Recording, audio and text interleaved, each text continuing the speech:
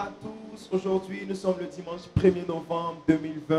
Que quelqu'un chez lui à la maison se lève et acclame le Seigneur parce que c'est une grâce de se retrouver vivant, debout, utilisant ses membres pour célébrer, pour glorifier le Seigneur.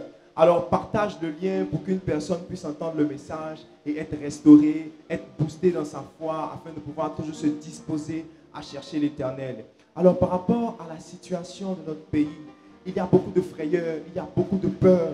Mais je nous emmène dans le livre de Chroniques au 2e chapitre, le verset 2.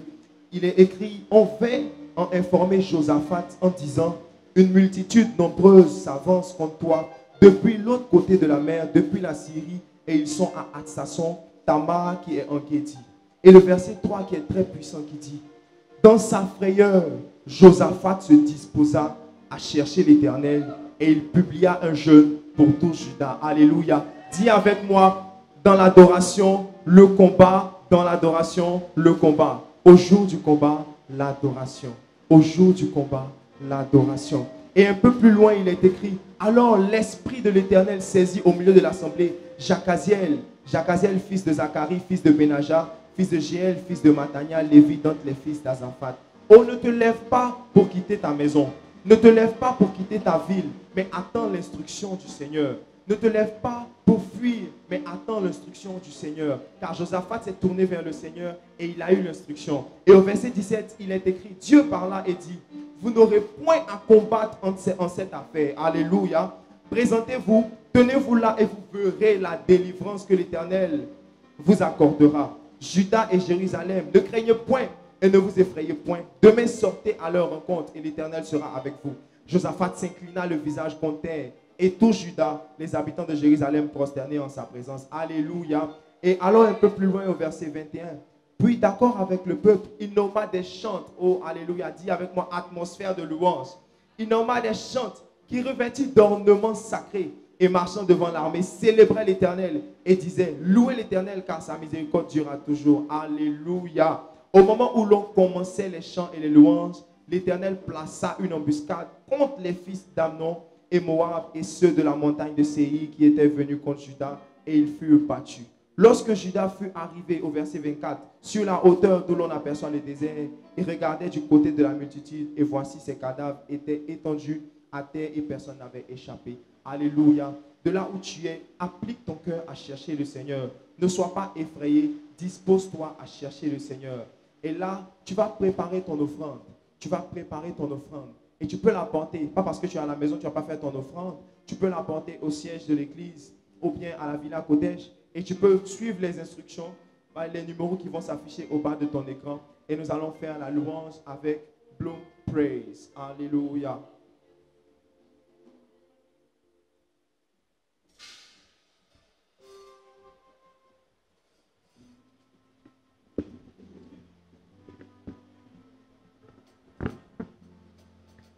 Hey,